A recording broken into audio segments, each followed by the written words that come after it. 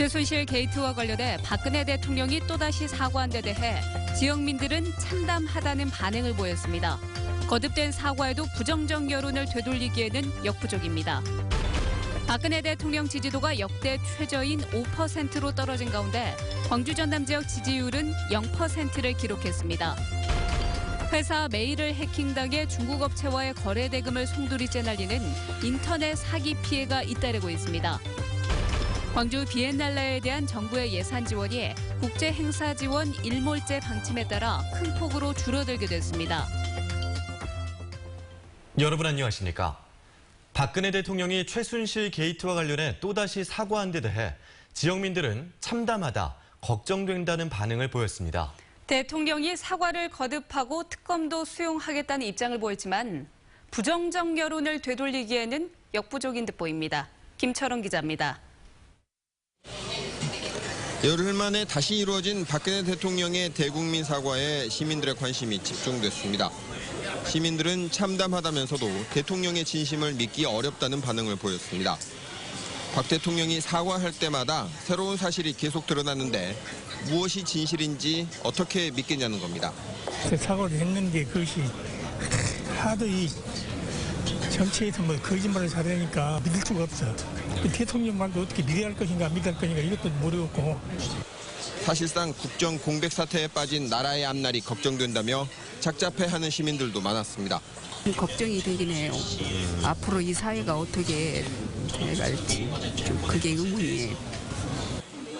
대통령이 사과를 거듭하고 특검도 받아들이겠다는 진전된 입장을 밝혔지만 국정 수행 의지를 꺾지 않는 한 차가워진 여론을 되돌리기에는 역부족이라는 전망입니다.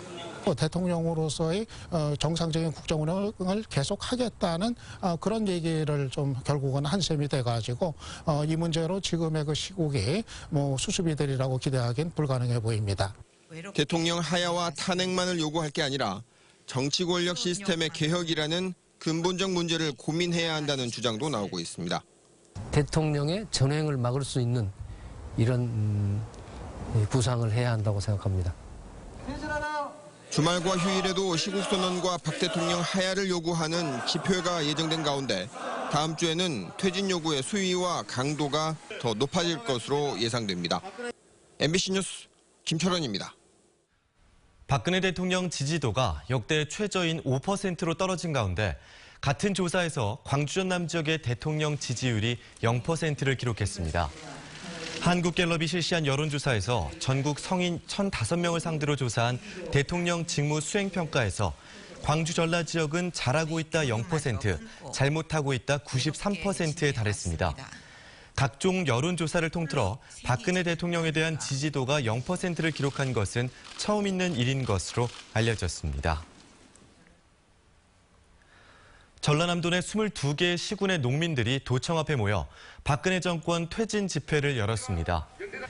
농민들은 도청 광장에서 소형 트럭 150여 대에 쌀포대를 싣고 나와 나라값이 3만 5천 원까지 떨어진 나라, 70대 농민을 물대포로 죽인 나라라고 주장하며 박근혜 정권이 퇴진할 때까지 투쟁하자고 결의했습니다. 전교조 전남지부 소속 3,500여 명의 교사들도 시국 선언문을 발표하고 혼란한 시국 수습을 위한 유일한 방안은 현 정권의 해체뿐이라고 주장했습니다. 한 중소기업이 최근 중국 업체와 무역 거래를 하는 도중 수천만 원을 날리는 피해를 보았습니다. 중국 업체의 계좌인 줄 알고 거래 대금을 넣었는데 알고 보니 해커에 의해 계좌 번호가 바뀌어 있었던 겁니다. 최근 이런 피해가 잇따르고 있습니다. 송정근 기자입니다.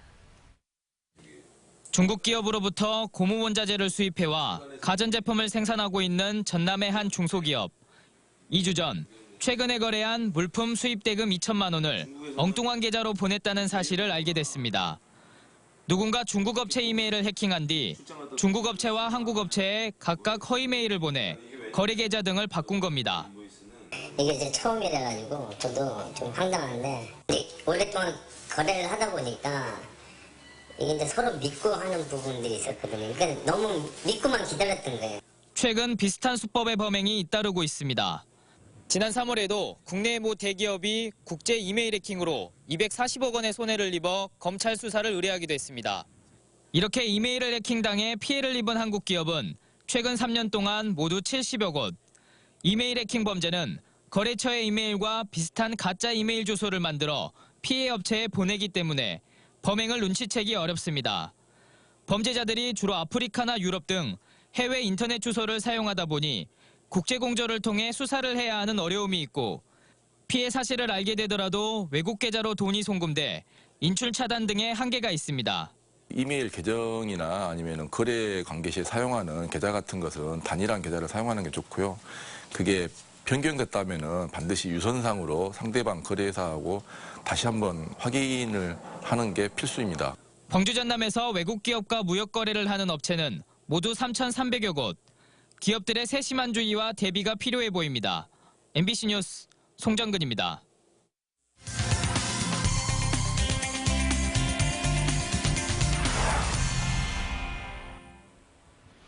특수한 장비를 갖추고 특별한 용도로 쓰이는 차량을 특수장비차, 줄여서 특장차라고 하죠. 이 분야에서 매년 돋보이는 성장세를 이어온 강소기업이 있습니다. 정영국 기자입니다. 15톤 덤프트럭 몸체에 특수 제작된 적재함을 올리는 작업이 한창입니다. 이번 달까지 베트남에 200대가 수출됩니다. 방글라데시로 수출되는 오물 수거 차량 18대도 주문 제작되고 있습니다. 대기업으로부터 차량 기본 몸체를 사온 뒤 적재함이나 탱크를 달아 완성차를 생산하는 겁니다. 이 업체는 액비 살포차나 청소차, 방역 차량 등 20여 가지의 특수 목적 차량을 다품종 소량 방식으로 제작하고 있습니다. 동남아나 중동 지역 등 15개국으로 수출하면서 전체 매출의 3분의 2가량을 해외에서 벌어들이고 있습니다. 유엔 조달업체로 지정될 만큼 기술력을 인정받아 올해 6월에 1,000만 불 수출을 달성했습니다. 최근 4년간 매출 성장세가 매년 30% 가까이 급신장한 비결이 여기에 있습니다. 저희 환특장은 못 만드는 차가 없고 원하시는 차량에 대해서는 저희가 다 만들어드릴 수가 있습니다. 항상 발전하고자 개선하고자 하는 그런 노력 속에서 제가 이루어지고 있는 부분이 있습니다.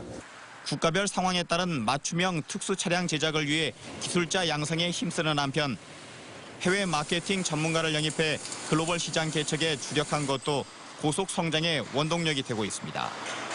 반응이 좋죠.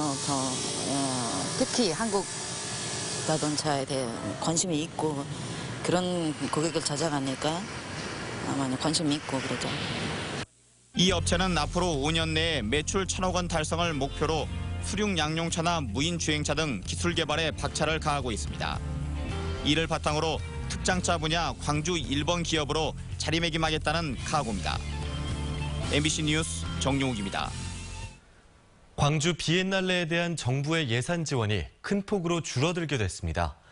광주시에 따르면 오는 2018년 비엔날레 예산으로 정부에 30억 원을 요청했지만 기획재정부는 광주 비엔날레를 국제행사 지원 일몰제 대상에 포함시켜 내년 예산에 9억 원만 반영했습니다.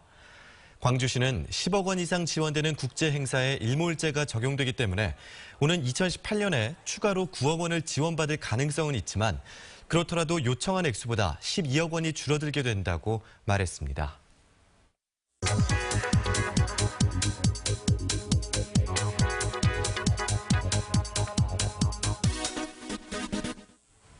독감이 유행하기 전 받아야 하는 예방접종 주사 맞으셨습니까? 나이가 많거나 만성질환자의 경우에는 독감이 걸렸을 때 합병증이 발생할 확률이 높고요. 그리고 만 5세 이하는 독감으로 입원하는 경우가 많아서 예방접종하는 것이 상당히 중요합니다. 그래서 이맘때 어르신과 영아를 대상으로요, 무료 독감 예방접종을 실시하고 있습니다. 지난달 말 기준 광주에서는 만 65세 이상 어르신 14만여 명과 그리고 출생한 지 6개월에서 1년 미만의 영아 5천여 명 정도가 이렇게 무료 접종을 마쳤습니다. 아직 예방접종을 하지 않은 어르신들은요, 이달 15일까지, 그리고 영아의 경우에는 다음 달 말까지 무료로 접종을 할 수가 있습니다. 독감 예방접종을 받으실 분들은 의료기관에 방문하기 전에 관할 보건소와 보건복지 콜센터 그리고 예방접종 도우미 홈페이지에서 당일 접종이 가능한지 확인하시기 바랍니다. 카드뉴스였습니다. 때이른 가을 추위가 물러가고 공기가 한결 부드러워졌습니다. 이번 주말 포근한 늦가을 날씨가 예상되는데요. 백단비 기상캐스터가 전해드립니다. 불어오는 가을바람에 몸을 맡긴 채 염실대는 억새 물결. 햇살을 받아 흰색의 꽃으로 변한 억새가 장관을 이루고 있습니다. 서로 부대끼며 바스락거리는 억새길 사이로 자전거를 즐기는 사람들의 표정이 밝습니다. 많이 따뜻해진 것 같고 날씨도 많이 풀린 것 같아서 저희 집사람이랑 해가지고 억새풀 구경 한번 하러 나왔습니다. 여기.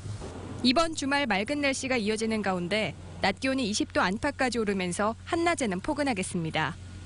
하지만 아침과 낮의 기온차가 10도 정도로 크게 벌어져 건강관리에 신경 쓰셔야겠습니다. 내일 오후가 되면서 광주와 전남 지역은 미세먼지 농도가 한때 나쁨 단계를 보일 것으로 예상됩니다. 당분간 대기는 건조할 것으로 보여 화재 예방에 각별한 주의가 필요하겠습니다.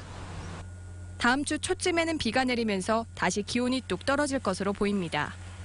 이번 주말 야외로 나가서 얼마 남지 않은 가을 정치 만끽하는 것도 좋겠습니다. MBC 뉴스 백단비입니다. 제18회 순천만 갈대축제가 순천만 습지 일원에서 막이 올랐습니다. 이번 순천만 갈대축제는 갈대 쉼과 비움을 말하다는 주제로 흙두루미 북콘서트 등 공연 행사와 다양한 체험 전시 행사로 꾸며졌습니다. 순천시는 올해 갈대축제가 멸종위기 야생생물의 정보를 공유하는 플랫폼 역할을 하는 생태축제가 될 것으로 기대하고 있습니다. 노사발전재단 광주 중장년 일자리 희망센터가 동구 금남로에서 문을 열고 중장년에게 맞춤형 고용 서비스를 지원합니다. 일자리 희망센터는 광주 전남 지역 중장년 근로자들이 퇴직 후 양질의 일자리로 옮겨갈 수 있도록 생애 설계 프로그램을 체계적으로 지원함은 물론 중장년 재취업을 위한 특화된 고용 서비스를 제공합니다.